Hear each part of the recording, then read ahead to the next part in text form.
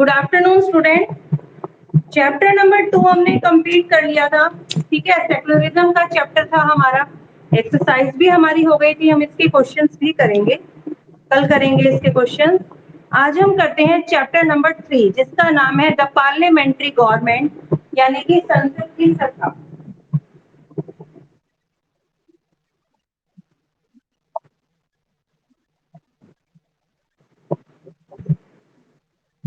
Okay, the parliamentary government,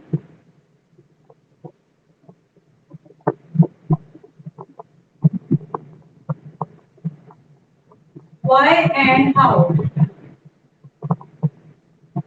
ये parliamentary जो government है व्हाई क्यों बनाई गई एंड हाउ, ये कैसे काम करती है, इसके बारे में आज हम बात करने वाले हैं। आप लोगों ने सुना होगा पार्लियामेंट के बारे में, संसद के बारे में आप जानते हैं कुछ? कितने बच्चों ने सुन रखा है पार्लियामेंट के बारे में? आप लोगों ने सुना होगा पार्लियामेंट में आज मीटिंग है, पार्लियामेंट में बहस हुई, लोकसभा में बहस हुई, राज्यसभा में ये डिसीजन लिया गया। सुना है ना आप लोगों ने? बेटा देखिए, जो आपकी पार्लियामेंट होती है ना, जो संसद होती है, वो 3 पार्ट्स में डिवाइड होती है। संसद के 3 पार्ट होते हैं। कौन कौन से? एक सबसे लोअर पार्ट होता है, वो होती है आपकी लोकसभा। ठीक है, उससे जो अपर पार्ट होता है वो होता है राज्यसभा, और तीसरे होते हैं आपके प्रेसिडेंट। क्या मुझे कोई बताएगा कि आपके प्रेसिडेंट कौन है? Who is the president of India? बताइए। कोई भी नहीं? किसी को नहीं पता हमारे प्रेसिडेंट का नेम? रामनाथ कोविंद। ठीक है, हमारे प्रेसिडेंट का क्या नाम है? मिस्टर रामनाथ कोविंद। ये हमारे प्रेसिडेंट है, मीन्स राष्ट्रपति हैं। और जो राष्ट्रपति है उन्हें फर्स्ट सिटीजन यानी कि प्रथम नागरिक कहा जाता है। देश का सबसे पहला सदस्य जो होता है वो कौन होता है? हमारे जो देश का राष्ट्रपति है वो।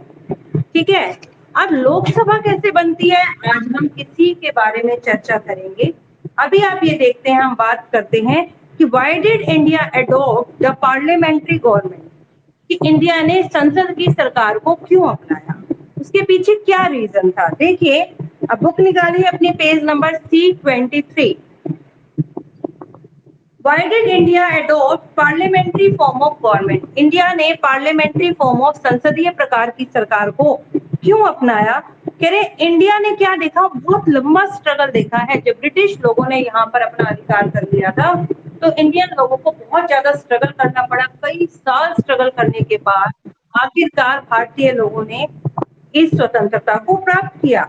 तो जो कॉन्स्टिट्यूशन को बनाने वाले लोग थे वो ये चाहते थे कि हमारे देश के अंदर जो बुराई है, मतलब सब जाति के लोग अलग अलग बिखरे हुए थे, ये सब जब एक हुए तो ही इन्होंने मिलकर हमारे राष्ट्र के लिए स्ट्रगल किया। वो सब इस चीज को जानते थे, तो संविधान मेकर ने पूरी पूरी कोशिश की कि वो इक्वालिटी को लेकर आए। उन्होंने हमें फंडामेंटल राइट भी दिया है, राइट टू इक्वालिटी का।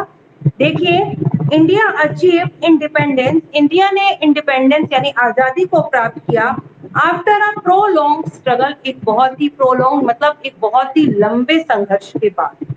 The makers of the constitution, और जो संविधान को बनाने वाले लोग थे, were mostly heroes of the nation. वो क्या थे? हीरोज ऑफ द नेशन, देश के नायक थे वो। Who contribute was remarkable in the countries freedom struggle, जिन्होंने देश की आजादी के लिए एक बहुत ही महत्वपूर्ण कंट्रीब्यूशन दिया। जैसे डॉक्टर भीमराव अंबेडकर, पढ़ रखे हैं ना आपने ये सब नाम। ये एक बहुत ही रिमार्केबल आपके एक बहुत ही नेशनल हीरो थे, जिन्होंने देश के स्ट्रगल में काम किया। वो जानते थे कि लोगों को किन किन परेशानियों का सामना करना पड़ा, और उन्होंने ही हमारा संविधान बनाया। तो उन्होंने पूरी पूरी कोशिश की कि हमारे देश में डेमोक्रेटिक जो गवर्नमेंट को लाया जाए ताकि सब लोग समानता से चलें, हमारे देश की जो बुराइयां हैं वो दूर हों। और किन किन कारणों से ऐसा हुआ कि हमारा जो देश है वो ब्रिटिश गवर्नमेंट के अंडर आ गया, इन सब कमियों को वो दूर कर कर पूर्ण राष्ट्र को एक साथ लेकर चलना चाहते थे। They had a vision for India, India के लिए वो दृष्टि के बराबर थे। मतलब जैसा वो संविधान बनाएंगे हमारा इंडिया वैसा ही काम करेगा। जैसे जैसी हमारी नजर देख रही है हम वैसा ही काम कर रहे हैं नजर के अकॉर्डिंग। तो जैसा हमारा कॉन्स्टिट्यूशन दिखाएगा वो वैसा ही काम करेंगे। ठीक है। Moreover they presented the interest and the aspiration of India various community and the religion. इसलिए उन्होंने क्या किया, रिप्रेजेंट किया। किसको उन्होंने प्रदर्शित किया? इंटरेस्ट की आखिर लोगों के क्या क्या हित हैं, लोग क्या क्या चाहते हैं, and the aspiration of the Indian various communities, जो इंडिया के अलग अलग कम्युनिटी के जो लोग हैं, अलग अलग रीजन्स, अलग अलग क्षेत्रों में जो रहने वाले लोग हैं, उनकी क्या क्या इच्छाएं हैं और क्या क्या उनके इंटरेस्ट है, क्या चाहते हैं वो लोग अपने देश की गवर्नमेंट से, इन सब चीजों को उन्होंने रिप्रेजेंट किया। They opted for a parliamentary form of government, और उन्होंने ऑप्टेड कौन सा विकल्प चुना? पार्लियामेंट्री फॉर्म ऑफ गवर्नमेंट का उन्होंने ऑप्शन को चुना। बहुत सारे ऑप्शन थे उनके पास कि पार्लियामेंट्री फॉर्म बनाना चाहते हैं, किस टाइप की गवर्नमेंट बनाना चाहते हैं, तो उन्होंने पार्लियामेंट्री फॉर्म ऑफ गवर्नमेंट को चुना। The parliamentary system function on the principle of joint ministerial responsibility. जो संसद प्रकार की सरकार है वो कैसे काम करती है? ये प्रिंसिपल, और प्रिंसिपल का मतलब होता है सिद्धांत। ठीक है। और जो हमारे जैसे स्कूल के प्रिंसिपल, तो उसमें स्पेलिंग चेंज हो जाती है, जो पीछे आ रहा है ना LE, वो AL हो जाता है, वो प्रिंसिपल और इस प्रिंसिपल की स्पेलिंग में डिफरेंस है।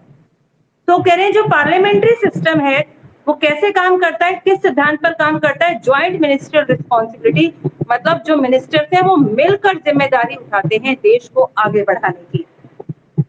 In this, the president invite the leader of the party and or other parties having the support of Lok Sabha to form the government. ऐसे समय में जो प्रेसिडेंट हैं, जो हमारे देश के राष्ट्रपति हैं, invite the leaders of the party, वो पार्टी के नेताओं को, जो रिप्रेजेंटेटिव हैं, जिन्होंने हमने जिनको चुना है, उन्हें बुलाते हैं and having a support of Lok Sabha, ताकि वो लोकसभा को सपोर्ट करें और एक गवर्नमेंट का निर्माण करें।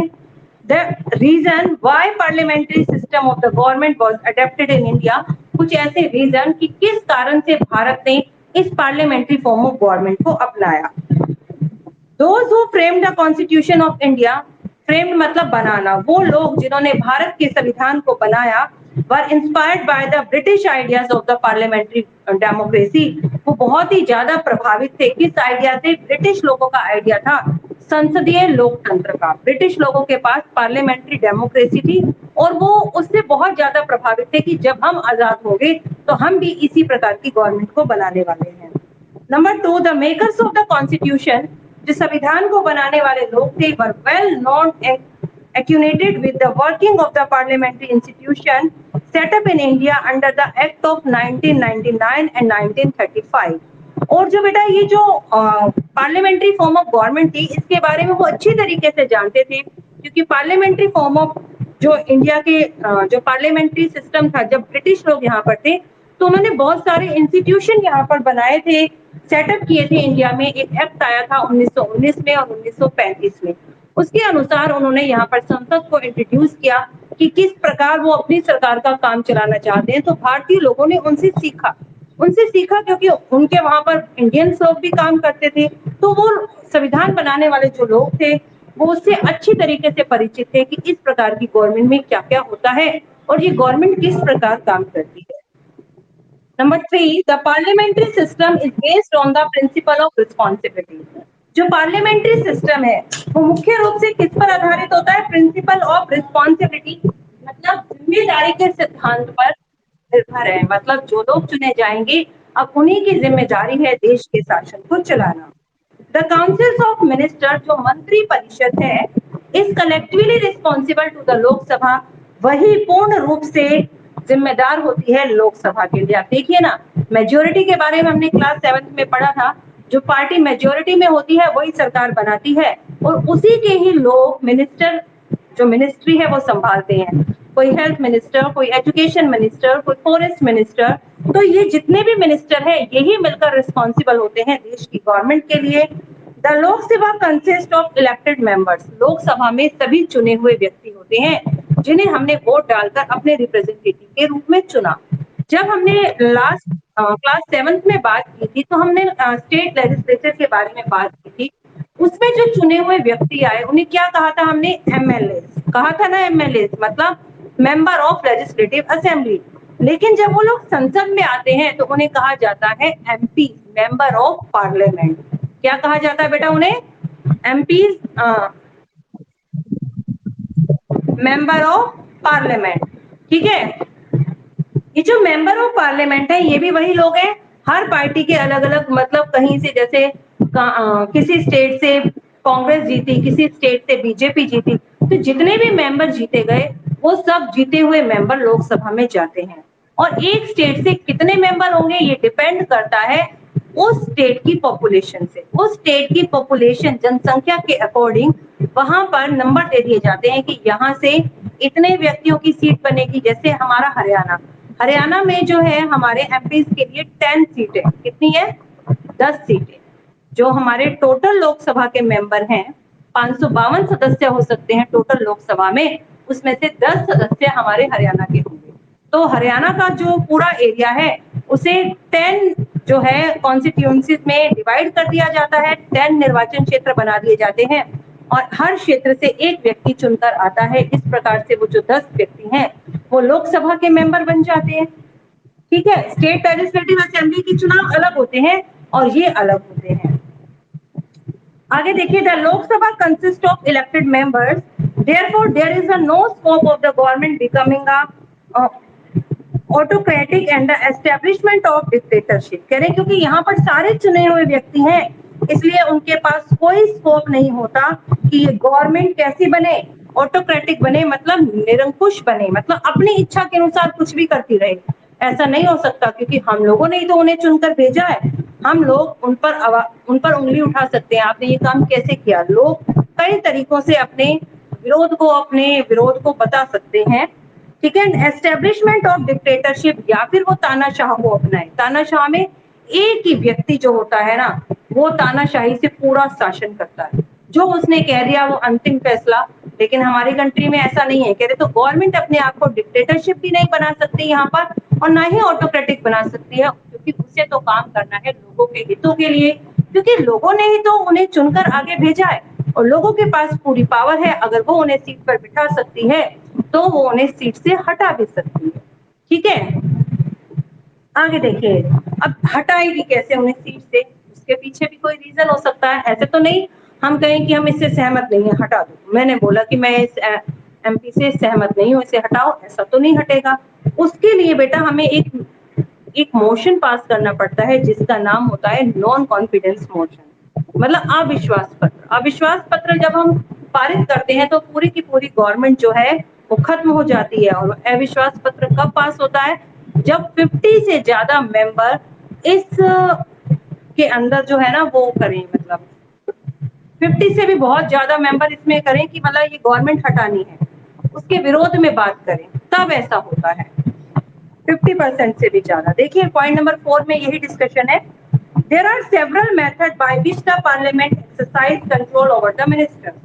तेरे ऐसे कई सेवरल मेथड, कई ऐसे मेथड्स हैं जिसके द्वारा पार्लियामेंट जो है वो कंट्रोल करती है मिनिस्टर्स के ऊपर कि मिनिस्टर्स कैसे काम करेंगे, उन पर पूरा नियंत्रण रखती है। द क्वेश्चन आर, देखिए पता ही चल रहा है क्वेश्चन आर, क्वेश्चन मतलब प्रश्न करना, और मतलब घंटा, मतलब जब लोकसभा में कोई भी मीटिंग होती है तो जिसका कोई भी नया बिल आता है ना तो फर्स्ट होता है क्वेश्चन आर। क्वेश्चन आर मतलब उसके अंदर जो भी नया नियम बनाया जा रहा है उससे रिलेटेड, या फिर देश के अंदर कोई भी बुराई फैल रही है, कोई भी अव्यवस्था हो रही है, तो उसको लेकर क्वेश्चनिंग आर होता है। मतलब जो अपोजिशन पार्टी के सदस्य हैं वो क्वेश्चन पूछते हैं, क्योंकि उन्हें भी पूरा पूरा अधिकार है कि गवर्नमेंट कैसे काम कर रही है उसके बारे में वो पूरी जानकारी करें।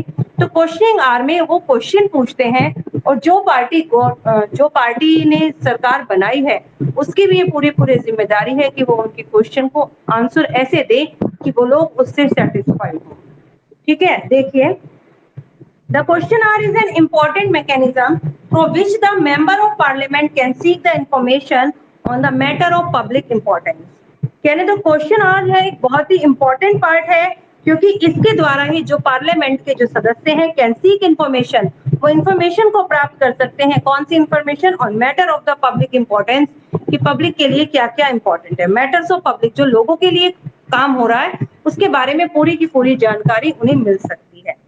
एट टाइम, इसी समय पर the failure of the government are also expose during the question hour, और क्वेश्चन आवर के द्वारा क्वेश्चन आवर के समय के अंदर ही गवर्नमेंट की फेलियर भी सामने आ जाती है। मतलब मिनिस्टर्स अलग-अलग क्वेश्चन कर रहे हैं, एमपीज अलग-अलग क्वेश्चन कर रहे हैं और अगर गवर्नमेंट उनका आंसर नहीं दे पा रही है तो वो गवर्नमेंट क्या हो रही है, क्वेश्चन का आंसर देने में फेल हो रही है, मतलब वो अपने काम को सही से नहीं कर पा रही है। ठीक है, द अपोजिशन में move a non confidence motion.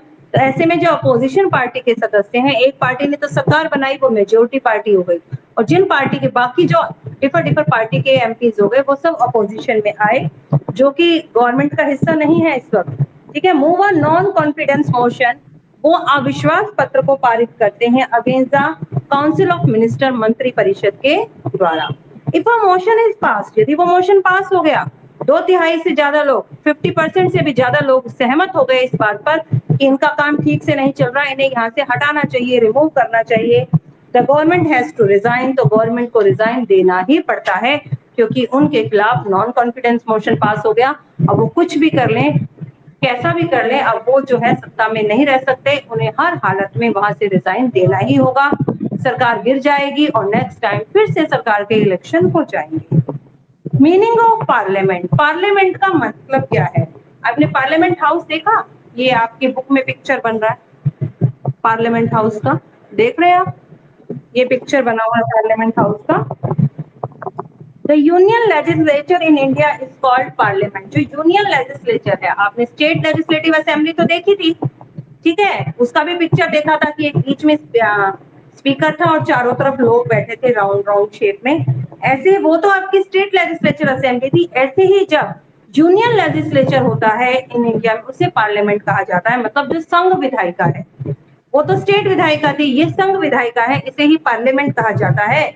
The parliament has got the right to make the country's law और टू चेंज दैम। तो इस पार्लियामेंट के पास, संसद के पास ये अधिकार है टू मेक कंट्रीज लॉ, कि वो कंट्री के कानून को बनाए, और टू चेंज दैम, और उन्हें चेंज भी कर सकती है, उसके पास ये अधिकार है।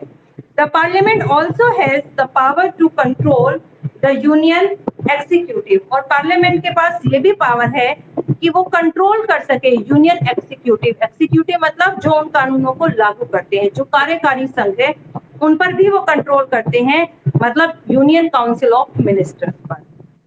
ठीक है, अब देखिए, जैसा कि हमने स्टेट लेजिस्लेटिव असेंबली में पढ़ा, सेम वैसा ही आपका हमारे इस पार्लियामेंट में चलता है। जैसे स्टेट लेजिस्लेटिव असेंबली के लिए जो चुनाव हुए, उसमें सभी लोगों ने पार्ट लिया जिनकी एज 18 ईयर अबव थी, तो यहाँ पर भी सभी लोग पार्ट लेंगे जिनकी एज 18 ईयर अबव है। एमपीज के इलेक्शन होंगे जब, तो पूरे के पूरे क्षेत्र को निर्वाचन क्षेत्र में बांट दिया जाएगा। हमारे इंडिया की सीटें हैं टोटल 10, तो इंडिया को 10 निर्वाचन क्षेत्रों में बांटा जाएगा और हर निर्वाचन क्षेत्र से एक व्यक्ति चुना जाएगा। इस तरीके से इंडिया से टोटल 10 एमपीज होंगे। ठीक है, अब ये तो नहीं हो सकता कि हर एमपी जो है वो एक ही पार्टी का हो, किसी क्षेत्र से एमपी बीजेपी का हो सकता है, किसी क्षेत्र से कांग्रेस का भी हो सकता है। तो वो अलग अलग जो एमपीज हैं मिलकर ऐसे कर कर टोटल जो एमपीज पार्लियामेंट में कलेक्ट होते हैं, अब टोटल एमपीज हैं कितने, 552 एमपीज हो सकते हैं, लेकिन अभी फिलहाल है 545, 545 एमपीज हैं। और जो 545 एमपीज हैं, मतलब उनके आधे से ज्यादा होने चाहिए। 545 का आधा करो, कितना हो गया बताओ? 545 का हाफ कर दो, 500 का किया तो 250, और 45 का कर दीजिए आप 23 और, यानी कि 283, है ना? 283 मेंबर होंगे, या मतलब आधे से एक ज्यादा मेंबर चाहिए उस पार्टी को। यदि उस पार्टी के आधे से एक ज्यादा मेंबर है तो वो पार्टी अपनी गवर्नमेंट को बनाएगी। ठीक है, जैसे देखिए टोटल है 545। अब 545 का यदि हम हाफ कर दें तो कितना हो जाएगा, बताइए, बताओ कितना हो जाएगा? एक भी नहीं, डिवाइड नहीं कर सकते आप इसे हाफ में, कितना हो गया?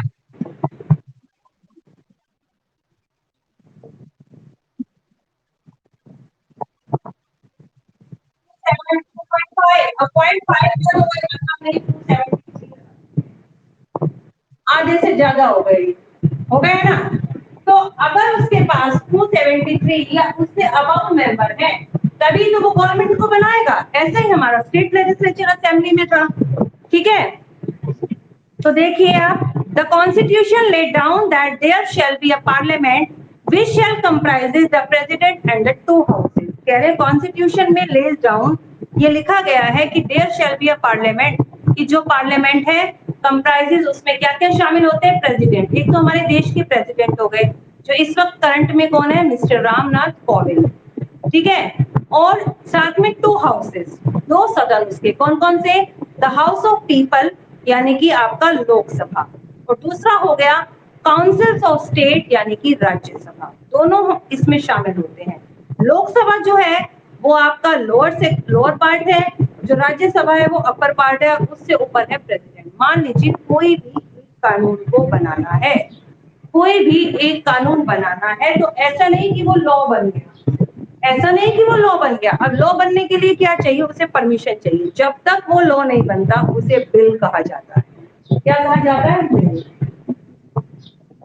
ठीक है, ये एक विधेयक होता है, मीन्स सबसे पहले जब एक याचिका लेकर आई जाती है, एक पेटिशन लेकर आई जाती है लोकसभा में कि हमें इस बिल को पास करवाना है, मीन्स हमें इसको कानून बनाना है, तो वो जो लेटर है वो आपके लोकसभा में आता है सबसे पहले नीचे के सेक्शन, वो आता है, तो फिर अब उसके ऊपर उसकी एक एक कॉपी कर सभी एमपीज को बांट दी जाती है, सभी एमपीज को बांट दी। अब सभी उस पर पढ़ते हैं, डिस्कशन करते हैं और लोग उस पर सहमति देते हैं कि कितने लोग उसके फेवर में हैं और कितने फेवर में नहीं है। अब देखा जाता है कि यदि 50% लोग उसके फेवर में होते हैं तो उसे अपर सेक्शन में भेज दिया जाता है। 50% व्यक्ति यदि उसके फेवर में है तो क्या होता है कि वो बिल जो है लोकसभा से पास हो गया, लेकिन अभी भी वो लॉ नहीं बना। लॉ कब बनेगा, अब वो जाएगा अपर सेक्शन में, कहां पर, राज्यसभा के अंदर। अब राज्यसभा के अंदर उस पर डिस्कशन किया जाएगा, उसको देखा जाएगा, लेकिन अगर राज्यसभा उसको अपने पास 14 दिन तक रोक सकती है, 14 डेज। लेकिन अगर राज्यसभा को लगता है कि इसमें कुछ कमी है, लोकसभा को इसे चेंज करना चाहिए, तो वो उसे वापस लोकसभा में भेज देती है। अब लोकसभा में वापस उस पर डिस्कशन होता है, अगर उन्हें लगता है कि ये हमें इस पे थोड़ा बहुत चेंज करना चाहिए, यहाँ पर कमी है, तो वो लोग करेक्ट करते हैं। लेकिन अगर उन्हें लगता है ये ठीक है, तो उसे वापस वो राज्यसभा में भेज देते हैं। अब जब वो वापस राज्यसभा में आ गया तो उन्हें उसे पास करना ही पड़ता है, क्योंकि राज्यसभा क्योंकि लोकसभा के अंदर जो मेंबर थे वो तो लोगों के रिप्रेजेंटेटिव हैं, जो लोगों के हाफ से ज्यादा रिप्रेजेंटेटिव उसको सपोर्ट कर रहे हैं, तो ऐसे में राज्यसभा को उस पर सिग्नेचर करना पड़ता है। सिर्फ 14 डेज के लिए ही वो उसे रोक सकती है कि उसके ऊपर दोबारा से डिस्कशन हो सके। अब राज्यसभा ने भी उस बिल को देख लिया, बिल अभी भी लॉ नहीं बना। अब तीसरा कौन बच गया, दोनों हाउसेज हो गए, और कौन कौन शामिल है, प्रेसिडेंट।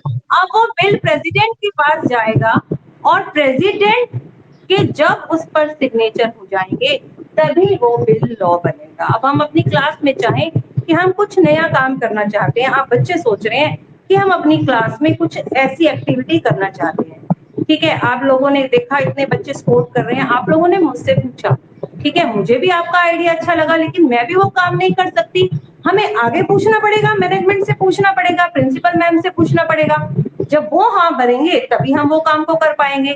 ऐसे ही जो हमारे देश के जो आपके पार्लियामेंट की सबसे अपर पोस्ट पर है वो है आपके प्रेसिडेंट, जब लास्ट में प्रेसिडेंट साइन कर देते हैं तभी वो बिल जो है लॉ बनता है। लेकिन जब लोकसभा के सिग्नेचर हो गए, राज्यसभा के सिग्नेचर हो गए, तो फिर प्रेसिडेंट उसके ऊपर कोई आपत्ति नहीं उठाते, उन्हें वहां पर सिग्नेचर करना ही पड़ता है। ठीक है, ये बात समझ में आ गई सभी को।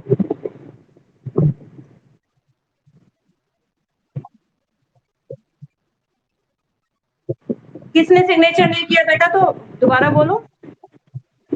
प्रेसिडेंट को करना ही पड़ेगा आपको सिग्नेचर, क्योंकि प्रेसिडेंट जो है वो काउंसिल ऑफ मिनिस्टर्स के साथ कोऑर्डिनेशन के साथ काम करते हैं, कोऑर्डिनेशन के साथ काम करते हैं। जब सबकी सहमति हो गई तो प्रेसिडेंट को तो काम करना ही पड़ेगा। आपने अपने देश में देखा कितने नए नियम कानून बनते जा रहे हैं, सबसे आगे किसको देखते हैं, क्या आपने कभी सुना कभी रैलीज हो रही हैं, अब लॉकडाउन बढ़ता चला जा रहा है, तो आप हमारे स्टेट के अंदर जो हमारे सीएम है वो ये काम को कर रहे हैं, और जो देश के अंदर है वो नरेंद्र मोदी कर रहे हैं, मिस्टर नरेंद्र मोदी कर रहे हैं, जो कि हमारे प्राइम मिनिस्टर है। क्योंकि बेटा उनकी पावर काफी ज्यादा है, चाहे वो प्रेसिडेंट से छोटी पोस्ट पे हैं, लेकिन वो बहुमत प्राप्त दल के नेता हैं, leader of the majority party हैं, उनके पास काफी पावर है। प्रेसिडेंट उनकी सलाह के अनुसार काम करते हैं और लोकसभा के अंदर जो चुने हुए व्यक्ति थे वो तो सारे वही थे। जब उनके सिग्नेचर हो गए, राज्यसभा ने सिग्नेचर कर दिए, तो प्रेसिडेंट भी उस पर सिग्नेचर करते हैं। जैसे आपने स्टेट लेजिस्लेटिव असेंबली में देखा था कि जब मंत्री चुन लेते हैं, ऐसे ही यहाँ पर होता है। जब सारे मंत्री चुनकर आ जाते हैं तो देखा जाता है किस पार्टी के सदस्य सबसे ज्यादा, जिस पार्टी के सदस्य सबसे ज्यादा होते हैं एक लिस्ट प्रिपेयर कर ली जाती है और काउंटिंग की जाती है, बीजेपी के कितने, कांग्रेस के कितने, आम जनता पार्टी के कितने, समाजवादी पार्टी के कितने, तो काउंट कर लिए जाते हैं किस पार्टी के कितने एमएलए आए। जिस पार्टी के एमएलए ज्यादा होते हैं, मतलब हाफ से एक ज्यादा हो, वही पार्टी अपनी गवर्नमेंट को बनाती है। तो गवर्नमेंट बन गई, अभी फिलहाल गवर्नमेंट चल रही है बीजेपी, बीजेपी की गवर्नमेंट बन गई। अब बीजेपी की गवर्नमेंट के जितने भी मिनिस्टर थे, उन्होंने अपने में से एक लीडर को चुना। जैसे उन्होंने स्टेट में चुना था तो वो सीएम बना, अब ऐसे ही पार्लियामेंट में चुने तो वो पीएम बन गए, प्राइम मिनिस्टर बन गए। और इस वक्त करंट में हमारे प्राइम मिनिस्टर कौन है मिस्टर, बताइए? नरेंद्र दामोदर दास। ठीक है, ठीक है, आगे देखिए, सुनिए। अब पीएम बन गए। अब पीएम की जो शपथ होती है वो दिलवा दी किसने? उनको अपॉइंट कराया प्रेसिडेंट ने। ऐसे स्टेट में कौन करवाते थे? गवर्नर। जैसे हमारे देश में पीएम, ऐसे ही हमारे स्टेट में सीएम। जैसे हमारे देश में पार्लियामेंट के अंदर प्रेसिडेंट, ऐसे ही हमारे स्टेट में गवर्नर। ठीक है, वहां पे गवर्नर अपॉइंट करा रहे थे, यहाँ पर प्रेसिडेंट कराएंगे।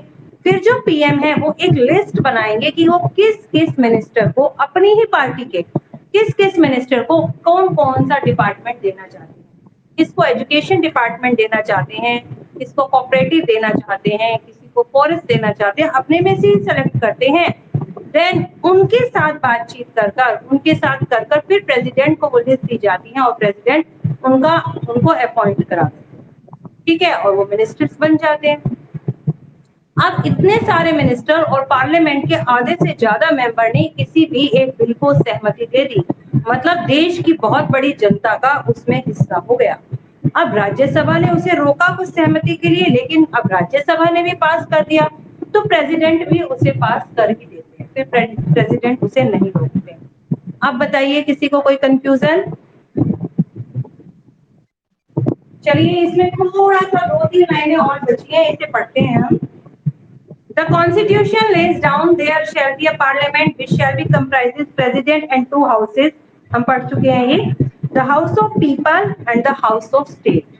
ठीक है, the union parliament is thus incomplete without the president. कहते हैं यूनियन जो पार्लियामेंट है, जो केंद्रीय संसद बनती है, वो इनकम्प्लीट रहती है विदाउट द प्रेसिडेंट। यदि प्रेसिडेंट नहीं तो पार्लियामेंट्री जो संसद बनी वो कंप्लीट नहीं होती। Although the president does not sit the parliament, जबकि जो प्रेसिडेंट है वो तो पार्लियामेंट में बैठते ही नहीं, उनका तो एक अलग से ऑफिस होता है। ही या शी, मेल भी हो सकते हैं, फीमेल भी हो सकते हैं, में एड्रेस अदर हाउस, वो एक दूसरी ऑफिस में बैठते हैं। या बोथ हाउसेज में send the message to the parliament, दोनों ही हाउसेज वहां से उनके पास मैसेजेस भेजते हैं। Moreover a bill pass by a parliament, जब कोई एक बिल पास हो जाता है पार्लियामेंट में, can not become a law, वो तब तक लॉ नहीं बनता विदाउट द प्रेसिडेंट असेस, जब तक कि प्रेसिडेंट उस पर असेस नहीं करते, उस पर सिग्नेचर नहीं कर देते, तब तक। क्लियर है सभी को? सभी को क्लियर है बच्चों? बताइए, क्लियर है सभी को? कोई प्रॉब्लम?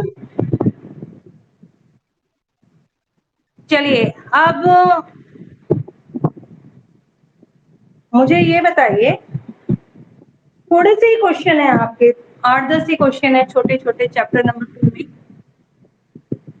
कर ले हम डिस्कस इनको, लिखेंगे आप? एक काम कीजिए, आप कल इन क्वेश्चन को सॉर्ट आउट करना, चैप्टर को रीड कीजिए और चैप्टर नंबर 2 के क्वेश्चंस को आप फाइंड आउट कीजिए। कल डिस्कशन करेंगे इस पर, ठीक है? हाँ, नोटबुक चेक करनी है मुझे। वन ऐसा करती हूँ मैं, बेटा कल ना मैं ऊपर एक नोटबुक लेकर आऊंगी। अभी मैं छत पर हूँ, मेरे पास एक भी नोटबुक नहीं है। मैं नोटबुक लेकर आऊंगी और मैं नाम लिखूंगी किन किन बच्चों के वो काम पूरे हैं। ठीक है, क्लियर है बेटा? मैं नेम नोट करूंगी सभी के। चलो, अभी क्या करें बताओ? अब किसी को कोई प्रॉब्लम है तो पूछो मुझसे। बताओ बच्चों, ये हटा लूं, खड़ा नहीं हुआ जा रहा मुझसे। बताओ बेटा, किसी को कोई प्रॉब्लम किसी भी चैप्टर में आ रही हो? कुछ भी नहीं? इनमें से मेरे को लगता है मैंने कई बच्चों की नोटबुक चेक की हुई है। किस किस की नोटबुक चेक कर ली मैंने इसमें से?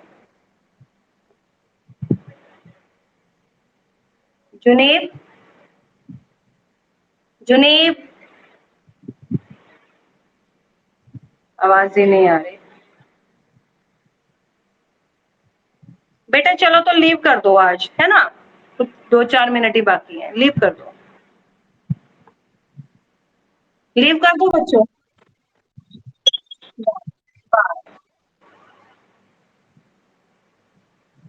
खुशबू और हिमांशु लीव कर दो बेटा। लीव करो खुशबू। खुशबू लीव करो क्लास। खुशबू क्लास लीव करो।